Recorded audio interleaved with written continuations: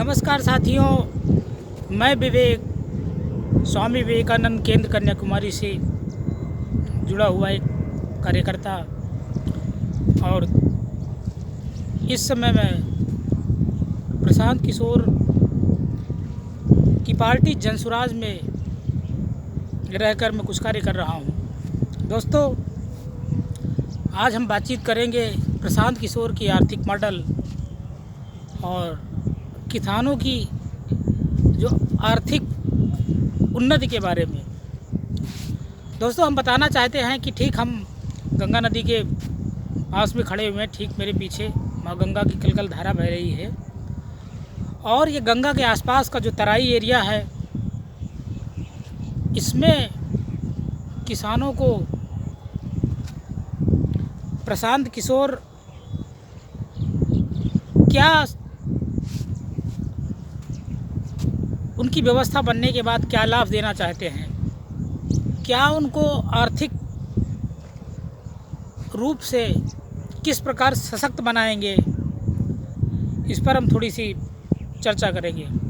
दोस्तों, ये गंगा के आसपास का जो तराई क्षेत्र है वो कहा जाता है कि इस मिट्टी में सोना पैदा होता है। जैसा कि आपको पता है कि जो नदियां हैं, जिन पहाड़ों से निकलकर अपनी धारा के साथ उस सूक्ष्म पोषक तत्वों को बहाकर लेके आती हैं और इस मैदानी क्षेत्रों में इन पोषक तत्वों को बिखेर देती हैं।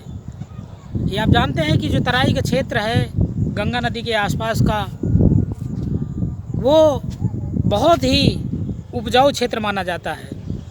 इसमें आप किसी भी तरह की अगर फसल लगा देते हैं तो मानो उसमें सोना पैदा होता है। मतलब उसकी उत्पादकता इतनी अधिक होती है कि उसमें किसी प्रकार के पोषक तत्व या उर्वरा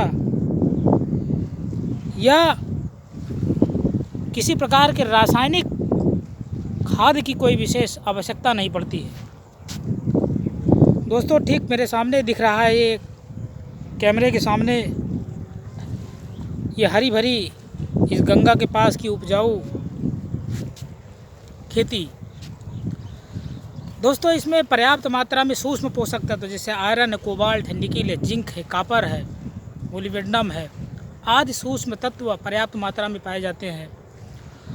और जिन पहाड़ों से होकर नदियाँ ये सूक्ष्म और बृहद पोषक तत्व नाइट्रोजन, फास्फोरस, कैल्शियम, मैग्नीशियम आदि तत्वों को बहाकर लेके आती हैं इस मैदान में। इसीलिए इन सूक्ष्म और बृहद पोषक तत्वों के पर्याप्त मात्रा में पाए जाने के कारण इस मिट्टी को सोने की मिट्टी कहा जाता है। कहा जाता है कि इस तराई क्षेत्र में किसी भी तरह की फसल को आप लगा देते हैं तो बहुत ज़्यादा रासायनिक खाद, पेस्टिसाइड, इंसेक्टिसाइड की ज़रूरत नहीं पड़ती है और आपको उत्पादन पर्याप्त मिलता है। तो दोस्तों, हम प्रशांत किशोर का आर्थिक मॉडल के बारे में बातचीत करेंगे। प्रशांत किशोर किसानों को सशक्त बनाना चाहते हैं। प्रशांत किशोर जी कहते हैं कि हम किसानों को मनरेगा का मजदूर उपलब्ध करवाएंगे ताकि खेती किसानी में जो मजदूर हैं वह किसानों के साथ मिलकर कार्य कर सकें और किसानों की आमदनी में इजाफा हो सके, वृद्धि हो सके। दोस्तों, अगर मनरेगा का मजदूर और किसी किसान की खेती में काम करेगा और किसान को अगर मजदूरी नहीं देना पड़ेगा और ये मजदूरी उसको सरकार पे करे तो निश्चित रूप से किसानों की जो माली हालत है, जो उनकी आर्थिक स्थिति है, उसमें सुदृढ़ हो सकती है, सुधार हो सकता है। तो प्रशांत किशोर जी का पूरे बिहार में जो जनसुराज का चलने वाला मुहिम है उन्होंने जय बिहार का नारा दिया और बिहार को बदलने के लिए 2 साल तक पूरे बिहार में पदयात्रा की। घूम घूम कर उन्होंने किसानों की माली हालत को समझा, जाना, देखा और अंत में निर्णय लिया कि नहीं, किसानों की आर्थिक स्थिति को सुधारना अति आवश्यक है। पिछले 30 सालों से सरकारों ने किसानों से कई वादे किए, ज़मीन देने का, आर्थिक रूप से उनको सशक्त बनाने के लिए उनको घर देने का, लेकिन ये मात्र फाइलों में बंद दबकर रह गया।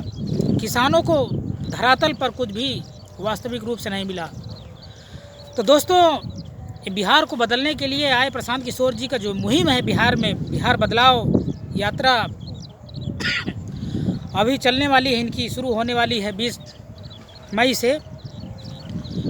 तो हम उस संदर्भ में बताना चाहते हैं कि किसानों को ये कहते हैं कि जिन किसानों के पास, जो भूमिहीन किसान हैं, उनको हम पट्टे पर ज़मीन देंगे, और जिनके पास रहने के लिए मकान नहीं, उनको भी हम 3 डेसिमल की ज़मीन उपलब्ध करवाएंगे। दोस्तों, ये निश्चित रूप से बिहार का इतिहास तो बहुत गौरवशाली रहा है, लेकिन अगर सभी मानकों पर, विकास के सभी पैमाने पर अगर विकास को आकलन किया जाए तो लिस्ट में भारत देश के सभी राज्यों में सबसे पिछले पायदान पर है। क्या कारण रहा है कि पिछले 30 साल से सरकारों ने इस बिहार की आर्थिक स्थिति को सुधारने का प्रयास नहीं किया। खैर, वो जातीय समीकरण बिहार की बहुत जटिल है। तो हम ये कहना चाहते हैं कि बिहार वासियों से कि आप अपने उस मन के भाव को, आप अपनी उस चेतना को, आप अपनी उस सोच को बदलिए। निश्चित रूप से बिहार में कुछ बदलाव होना चाहिए, परिवर्तन होना चाहिए। बिहार की जो स्थिति है, युवाओं की स्थिति हो, स्त्रियों की, पुरुषों की, किसानों की, बेरोजगार युवाओं की, वो दयनीय है। इसको बदलने के लिए जब तक कोई दृढ़ संकल्पित और ज़मीन से जुड़ा हुआ एक ऐसा नेता नहीं पैदा होगा, नहीं उभरेगा, ये व्यवस्था ऐसे ही चलती रहेगी। सरकारें आती रहेंगी, जाती रहेंगी, और किसानों से वादे होते रहेंगे, गरीबों की गरीबी दूर करने का एजेंडा चलेगा, मुहिम चलेगा, लेकिन स्थिति में कोई परिवर्तन नहीं। ये फाइलों तक रह जाएगा, बस कागजी केवल दिखावा रह जाएगा। हकीकत में धरातल में अगर बिहार का बेटा, अगर बिहार का लाल, बिहार की मिट्टी में पैदा हुआ प्रशांत किशोर किसानों की अगर आर्थिक स्थिति को बदलना चाहता है, तो निश्चित रूप से किसानों को एक बार विचार करना चाहिए, सोचना चाहिए कि कोई तो ऐसा व्यक्ति है जो पूरे बिहार में पदयात्रा करके, घूम घूम के, जो किसानों को बताने की कोशिश कर रहा है कि नहीं, अब समय आ गया है इस बिहार को बदलने का, इस जनसुराज की मुहिम के साथ जुड़ने का, बिहार सत्याग्रह आश्रम से जुड़ने का। एक जनसुराज पार्टी जो जनता का सुंदर राज लाना चाहती है, गुड गवर्नेंस की बात करती है, तो क्यों न इसको 5 वर्ष के लिए वो समय दिया जाए। देखते हैं, अगर 5 वर्ष में कोई बदलाव नहीं होता है तो फिर क्या, फिर हम जिसको चाहेंगे वैसे चुनेंगे।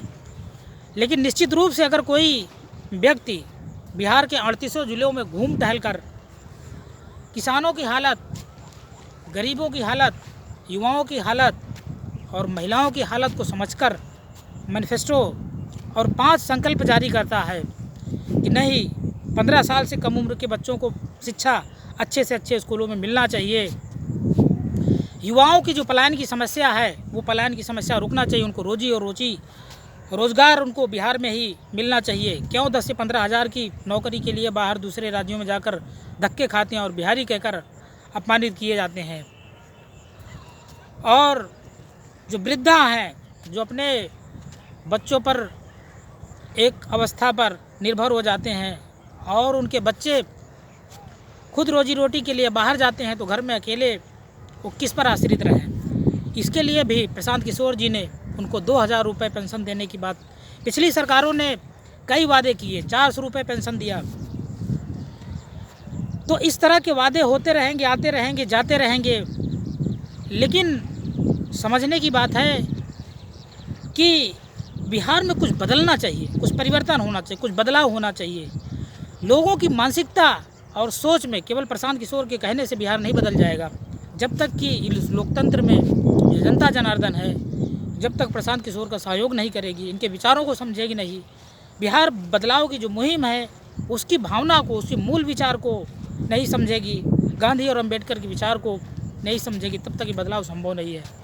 अगर कोई व्यक्ति 25-30 सालों से ठगा जा रहा हो और उसी मानसिकता में बंध गया हो, दब गया हो, और उसकी सोच को इस तरह से दबा के रखा गया हो कि कभी बड़ा कुछ सोच ही ना पाए। यही होता आया है।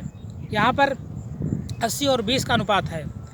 या तो मज़दूर पैदा होता है या तो फिर जो फॉरवर्ड लोग होते हैं वो नौकरी और व्यवसाय और पेशा में है। इसलिए से 80 और 20 का जो अनुपात बिहार में चल रहा है, इस स्थिति को सुधारने के लिए प्रशांत किशोर जैसे व्यक्ति भी 5 साल में अगर चाहेंगे तो नहीं बदल पाएंगे। लेकिन हाँ, अगर कोई व्यक्ति सोच रहा है, एक विकल्प के रूप में अपने आप को मौजूद कर रहा है, तो निश्चित रूप से सभी भाई बहनों को मिलकर इनका सहयोग करना चाहिए। इनको 5 साल का अवसर देना चाहिए। इन्हें भी चेक करना चाहिए कि वाकई में प्रशांत किशोर जी बिहार में क्या करना चाहते हैं। जी धन्यवाद, नमस्कार, अपना ख्याल रखिएगा। जय हिंद, जय भारत, जय जनसुराज, जय बिहार।